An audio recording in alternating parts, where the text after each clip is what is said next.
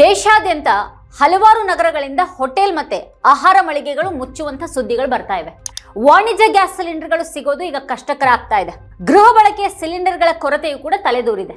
ವಾಣಿಜ್ಯ gas cylinder ಸರಬರಾಜು ವ್ಯವಸ್ಥೆ ಸರಿ ಹೋಗದೇ ಇದ್ರೆ ಖಂಡಿತವಾಗಿಯೂ ಅವ್ಯವಸ್ಥೆ ಉಂಟಾಗುತ್ತೆ.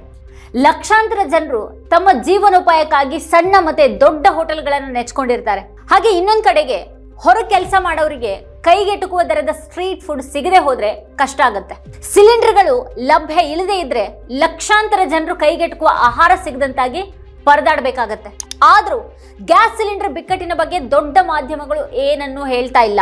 ಸಾಮಾಜಿಕ ಮಾಧ್ಯಮಗಳಲ್ಲಿ ಮಾತ್ರನೇ ಜನರು ಗ್ಯಾಸ್ ಸಿಲಿಂಡರ್ಗಳಿಗಾಗಿ ಸಾಲುಗಟ್ಟಿ ನಿಂತಿರೋದನ್ನ ತೋರಿಸುವಂತಹ ವಿಡಿಯೋಗಳು ಕಾಣಿಸ್ತಾ ಇವೆ. ಸಿಲಿಂಡರ್ ಕೊರತೆ ತಲೆದೂರಿದ್ರೆ ಆ ವಾಸ್ತವವನ್ನ ಸರ್ಕಾರ ಎಷ್ಟು ದಿನ ಮರೆಮಾಚೋದಿಕ್ ಸಾಧ್ಯ ಇದೆ? ಲಕ್ಷಾಂತರ ಸಣ್ಣ ಹೋಟೆಲ್ಗಳು, ದರ್ಶಿನಿಗಳು ಮತ್ತೆ ಸಾಮಾನ್ಯ ಅಂಗಡಿಯವರು ದೊಡ್ಡ ಬಿಕ್ಕಟ್ಟನ್ನ ಎದುರಿಸ್ತಾ ಇದ್ದಾರೆ. ಇದು ಮಹಾನಗರಗಳಿಗೆ ಮಾತ್ರನೇ ಸೀಮಿತವಾಗಿಲ್ಲ, ಸಣ್ಣ ಪಟ್ಟಣಗಳಿಂದ ಗ್ರಾಮಗಳವರೆಗೂ ಬಿಸಿ ಮುಟ್ಟಿಸುವಂತ ಬಿಕ್ಕಟ್ಟಾಗಿದೆ. ಭಾರತದಲ್ಲಿ ಸಿಲಿಂಡರ್ಗಳ ಕೊರತೆ ಮಾತ್ರ ಅಲ್ಲ, ಸರಿಯಾದ ಮಾಹಿತಿಯ ಕೊರತೆ ಕೂಡ ಇದೆ. ಪೆಟ್ರೋಲಿಯಂ ಸಚಿವ ಹರ್ದೀಪ್ ಸಿಂಗ್ ಪುರಿ ಯಾವುದೇ ಪೂರೈಕೆಯ ಸಮಸ್ಯೆನೇ ಇಲ್ಲ ಅಂತ ಹೇಳ್ತಾ ಇದ್ದಾರೆ. ಉದ್ಯೋಗ ಮತ್ತೆ ಕೈಗೆಟುಕುವ ಆಹಾರಕ್ಕಾಗಿ ಲಕ್ಷಾಂತರ ಜನರು ವಾಣಿಜ್ಯ ಗ್ಯಾಸ್ ಅನ್ನು ಅವಲಂಬಿಸಿದ್ದಾರೆ. ಆದ್ರೆ ಸಚಿವರ ಈ ಟ್ವೀಟ್ ಗ್ಯಾಸ್ ಬಿಕ್ಕಟ್ಟು ಇದೆ ಅನ್ನೋದನ್ನೇ ನಿರಾಕರಿಸುತ್ತೆ. ಆದ್ರೆ ಅದೇ ಹೊತ್ತಿನಲ್ಲಿ ಹೋಟೆಲ್ ಸಂಘ ಗ್ಯಾಸ್ ಸಿಲಿಂಡರ್ಗಳು ಲಭ್ಯ ಇಲ್ಲ ಅಂತ ಹೇಳ್ತಾ ಇದೆ. ಹೋಟೆಲ್ಗಳನ್ನ ಮುಚ್ಚಬೇಕಾಗಬಹುದು ಅನ್ನುವಂಥ ಒಂದು ಆತಂಕವನ್ನ ಸಂಘ ವ್ಯಕ್ತಪಡಿಸಿದೆ. ಒಮ್ಮೆ ಬುಕ್ಕಿಂಗ್ ಮಾಡಿದ ನಂತರ 25 ದಿನಗಳವರೆಗೆ ಮತ್ತೊಂದು ಸಿಲಿಂಡರ್ಗಾಗಿ ಬುಕ್ಕಿಂಗ್ ಮಾಡೋದಕ್ಕೆ ಸಾಧ್ಯವಿಲ್ಲ ಅನ್ನುವಂಥ ಒಂದು ಸುದ್ದಿ ಬಂತು. ಅದರ ಬಳಿಕ ಕೇಂದ್ರ ಸರ್ಕಾರ ದೇಶೀಯ ಗ್ಯಾಸ್ ಸಿಲಿಂಡರ್ ಮತ್ತೆ CNG ಪೂರೈಕೆಯ ಮೇಲೆ ಎಸ್ಮಾ ಅಂದ್ರೆ ಅಗತ್ಯ ಸೇವೆಗಳ ನಿರ್ವಹಣಾ ಕಾಯ್ದೆ ವಿಧಿಸಿದೆ ಅನ್ನುವಂಥ ಸುದ್ದಿ ಬಂತು. ಗೃಹ ಬಳಕೆ ಸಿಲಿಂಡರ್ ಬೆಲೆಗಳನ್ನ 60 ರೂಪಾಯಿ, ಹಾಗೆ ವಾಣಿಜ್ಯ ಗ್ಯಾಸ್ ಸಿಲಿಂಡರ್ ಬೆಲೆಗಳನ್ನ 115 ರೂಪಾಯಿ ಹೆಚ್ಚು ಮಾಡಲಾಗಿದೆ. ಆದ್ರೆ ಮಾರ್ಚ್ 9ರಂದು ಸಚಿವರು ಮಾಡಿರುವಂತಹ ಈ ಟ್ವೀಟ್ ಮಾತ್ರ ಎಲ್ಲಾನು ಸಾಮಾನ್ಯವಾಗಿದೆ ಅನ್ನೋ ಒಂದು ಭ್ರಮೆಯನ್ನು ಹುಟ್ಟಿಸೋ ಹಾಗಿದೆ. ಎಲ್ಲಾನು ಸಾಮಾನ್ಯವಾಗಿದ್ರೆ ಎಸ್ಮಾ ಯಾಕೆ ವಿಧಿಸಲಾಯಿತು? 2 ಸಿಲಿಂಡರ್ ಬುಕ್ಕಿಂಗ್ಗಳ ನಡುವೆ 25 ದಿನಗಳ ಅಂತರ ಯಾಕೆ ಬಂತು? ಪೂರೈಕೆ ಮಾಹಿತಿಯನ್ನ ಯಾಕೆ ಮರೆ ಮಾಡಲಾಗ್ತಾ ಇದೆ? ಮತ್ತೆ ಅದನ್ನ ಎಷ್ಟು ಸಮಯದವರೆಗೆ ಮರೆಮಾಚಲಾಗತ್ತೆ?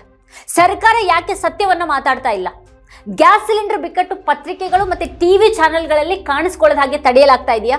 ಇದು ಕೋಲ್ಕತ್ತಾ, ದೆಹಲಿ, ಚೆನ್ನೈ ಮತ್ತೆ ಬೆಂಗಳೂರಿನಂತ ಮಹಾನಗರಗಳಲ್ಲಿ ಮಾತ್ರನೇ ತಲೆದೂರಿರುವಂತಹ ಬಿಕ್ಕಟ್ಟಲ್ಲ. ವಾಣಿಜ್ಯ ಸಿಲಿಂಡರ್ಗಳನ್ನ ದೊಡ್ಡ ಹೋಟೆಲ್ಗಳಲ್ಲಿ ಮಾತ್ರ ಅಲ್ಲ, ಸಣ್ಣ ಅಂಗಡಿಗಳಲ್ಲಿ ಮತ್ತೆ ಸಾವಿರಾರು ನಗರಗಳು ಹಾಗೆ ಪಟ್ಟಣಗಳಲ್ಲಿಯೂ ಕೂಡ ಬಳಸಲಾಗತ್ತೆ. ದಿನನಿತ್ಯದ ಆಹಾರವನ್ನ ತಯಾರಿಸುವಂತಹ ಲೆಕ್ಕ ಇಲ್ಲದಷ್ಟು ಅಂಗಡಿಗಳಿರಬಹುದು. ಅಂತಹ ಲಕ್ಷಾಂತರ ಸಣ್ಣ ಹೋಟೆಲ್ನವರು ಮತ್ತೆ ಅಂಗಡಿಯವರು 1 ಅಥವಾ 2 ವಾಣಿಜ್ಯ ಸಿಲಿಂಡರ್ಗಳನ್ನ ಅವಲಂಬಿಸಿರ್ತಾರೆ. ಸಿಲಿಂಡರ್ಗಳು ಸಿಗದೆ ಹೋದ್ರೆ ಅವರು ಅಂಗಡಿಗಳನ್ನ ಮತ್ತೆ ಆ ಹೋಟೆಲ್ಗಳನ್ನ ಮುಚ್ಚುವಂತ ಸ್ಥಿತಿ ಬರುತ್ತೆ. ಸಿಲಿಂಡರ್ಗಳು ಬರದೇ ಇದ್ರೆ ಲಕ್ಷಾಂತರ ಕೆಲಸಗಾರರು ಮತ್ತೆ ಕೂಲಿ ಕಾರ್ಮಿಕರಿಗೆ ಊಟ ಇಲ್ದಾಗತ್ತೆ. ಢಾಬಾಗಳು ಮತ್ತೆ ಸ್ಟ್ರೀಟ್ ಫುಡ್ ಸ್ಟಾಲ್ಗಳು ಲಕ್ಷಾಂತರ ಜನರ ಪಾಲಿನ ಊಟ ಪೂರೈಸುತ್ತವೆ. ಯಾರಾದ್ರೂ ಅವುಗಳನ್ನ ನೆಚ್ಕೊಂಡವ್ರ ಬಗ್ಗೆ ಕಾಳಜಿಯನ್ನು ವಹಿಸ್ತಾರೆ? ಈಗ ಭಾರತ ವಾರ್ಷಿಕವಾಗಿ ಸುಮಾರು 3 ಕೋಟಿ ಟನ್ LPG ಅನ್ನು ಬಳಸುತ್ತೆ. ಇದರಲ್ಲಿ 62% ಅನ್ನು ವಿದೇಶಗಳಿಂದ ಆಮದು ಮಾಡ್ಕೊಳ್ಬೇಕಾಗತ್ತೆ.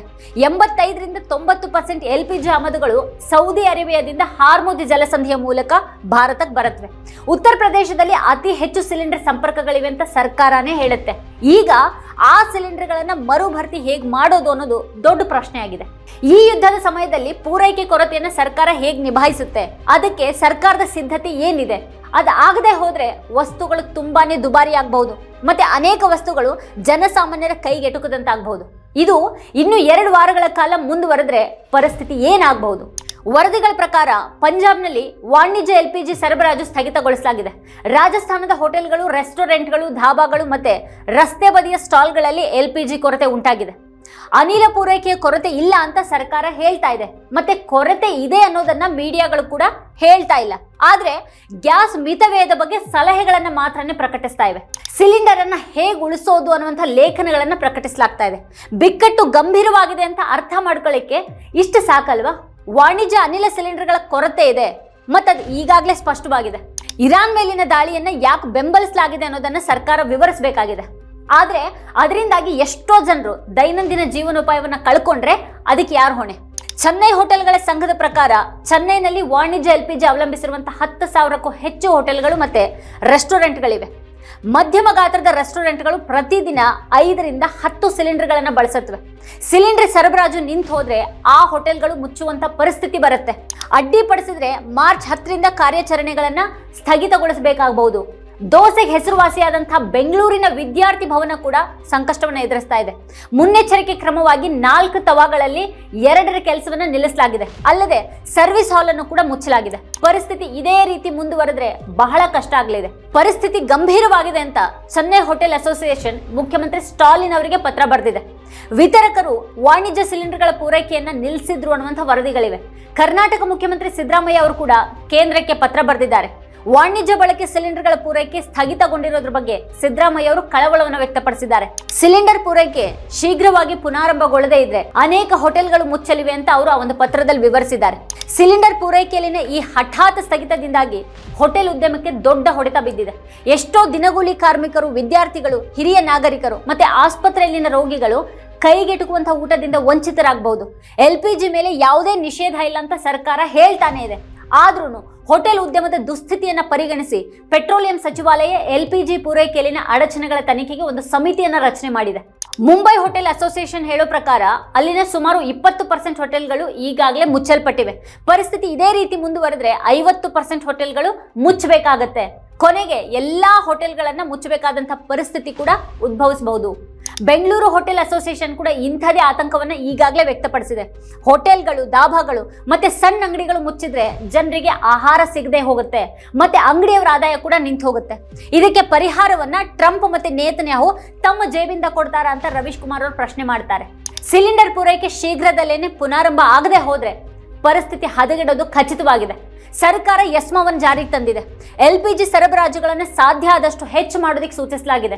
ಅನಿಲ ಮತ್ತೆ ತೈಲ ಬಿಕ್ಕಟ್ಟು ಭಾರತದಲ್ಲಿ ಮಾತ್ರ ಅಲ್ಲ, ಇದು ಅನೇಕ ದೇಶಗಳಲ್ಲಿ ತಲೆದೂರ್ತಾ ಇದೆ. ಬೆಲೆಗಳು ಹೆಚ್ಚಾಗ್ತಾ ಇವೆ. ಸಿಲಿಂಡರ್ನಂಥ ಅಗತ್ಯದ ವಿಚಾರದಲ್ಲೂ ಕೂಡ ಸರ್ಕಾರ ಇಷ್ಟು ನಿರ್ಲಕ್ಷ್ಯದಿಂದ ಎಲ್ಲಾನು ಸರಿ ಇದೆ ಅಂತ ಹೇಳ್ತಾ ಇರೋದು ಅರ್ಥ ಆಗ್ತಾ ಇಲ್ಲ.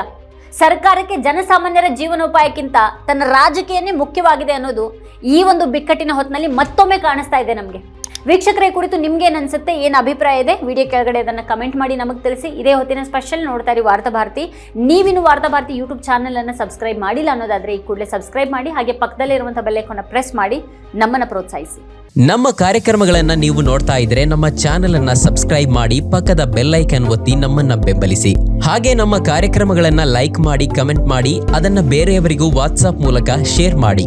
ನೀವು ಹೀಗೆ ಮಾಡಿದಾಗ ನಮ್ಮ ಚಾನೆಲ್ ಮತ್ತಷ್ಟು ಜನರಿಗೆ ತಲುಪಲು ನೀವು ನಮ್ಮೊಂದಿಗೆ ಸಹಕರಿಸಿದ ಹಾಗಾಗುತ್ತೆ. ಇದು ನೀವು ಯಾವುದೇ ಖರ್ಚಿಲ್ಲದೆ ಕೆಲವೇ ಸೆಕೆಂಡುಗಳಲ್ಲಿ ನೀಡಬಹುದಾದ ಸಹಕಾರ. ಧನ್ಯವಾದಗಳು.